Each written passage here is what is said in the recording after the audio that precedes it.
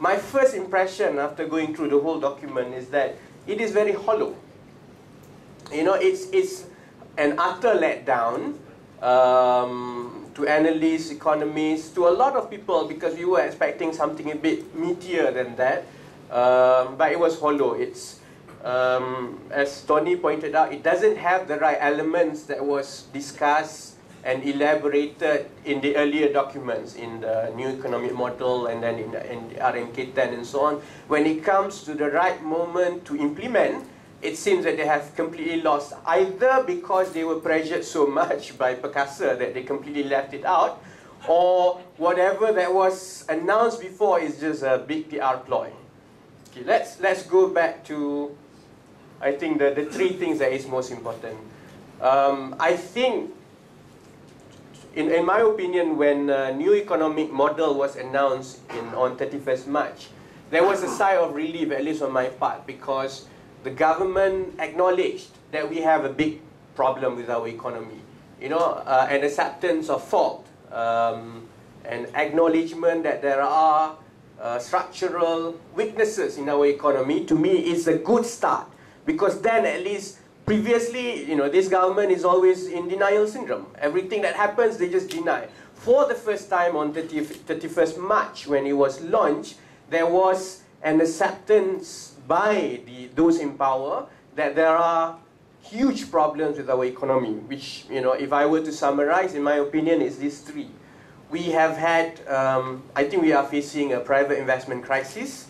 Capital is just not flowing in. Don't even talk about foreign direct investments not coming in. But our money is actually flowing out. I'll show you the numbers after this. So without the new capital circulating, we just can't expand. We can't just create new business. We can't go into the strategic sectors that can actually become the engine for growth in the future. We will be stagnated where we are, and that has been the case for the last 12 years. So lack of capital because of crisis in private investment is a big thing that we all hope something is done about it. The second fundamental problem with our economy is of course, low level of technology and value-adding content in our products and services. We still operate as if we are the sweatshop of the 70s and 80s. We churn out things that could easily and can be done more cheaper in Vietnam, in China, and anywhere else in the world. So the old model of low costs cannot be sustained anymore, because these kind of activities are now being shifted in countries which are more advantageous in terms of cost. So without higher degree of technology applications, R&D and commercialization, this dream about moving into high-income economy is not going to happen. Because unless you have higher content of technology and high-value content in your services, we will still be selling cheap cars which nobody wants to buy.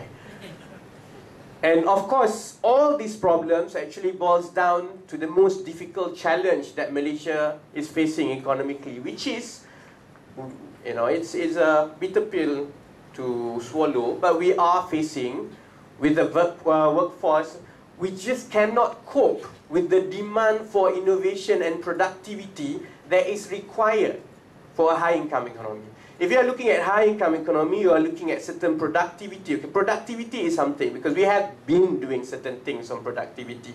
But it just have to be at a certain degree of innovation. Because only with innovation you will get the right degree of technology applications, commercialization, and so on.